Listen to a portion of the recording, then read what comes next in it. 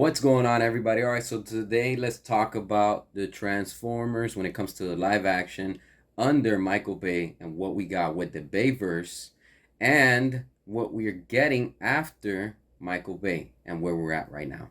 As always, hit that subscribe and let's get into it. All right, so look, let's go back to the beginning in 2007, the first live action Transformers movie. This movie had a budget of $150 million and the profit that it made was $710 million. Incredible. That was a huge, massive win at the box office. Now let's go to 2009 where we get Revenge of the Fallen. The second live action main highlight of this movie was the Fallen, which was the villain.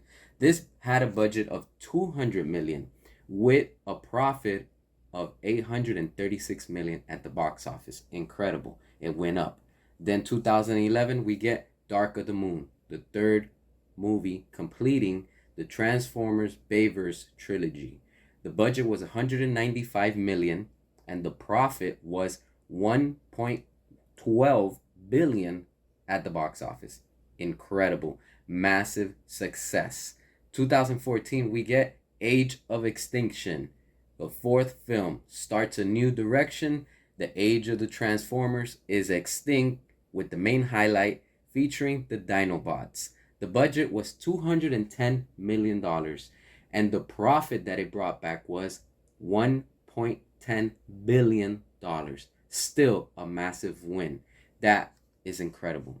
And then we get in 2017, The Last Night. The fifth installment, main highlight was Nemesis Prime, setting up and teasing Unicron for the sixth movie that would have been a second trilogy from the Bayverse.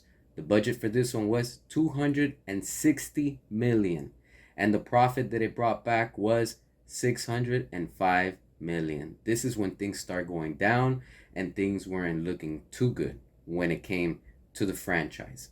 After this would happen, this is why we continue to fight for one last film from the Bayverse to complete the full ending of the Transformers Bayverse that Michael Bay gave us.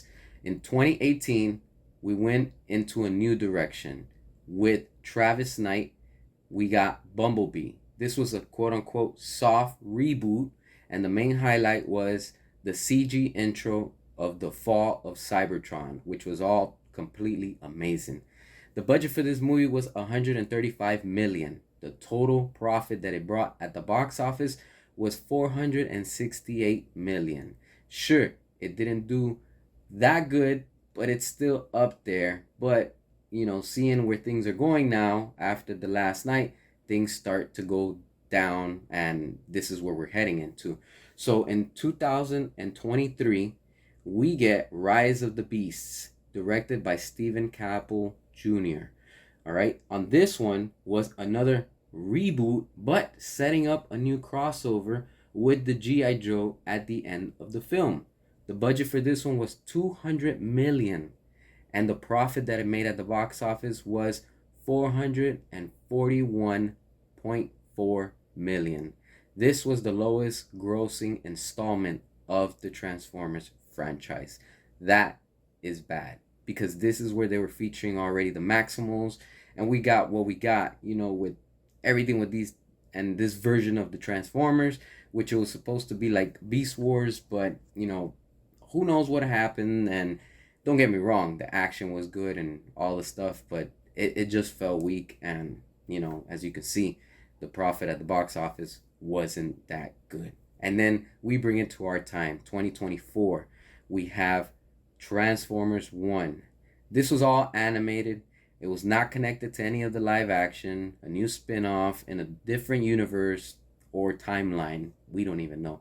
The budget for this one was 75 million and the profit was 127.9 million.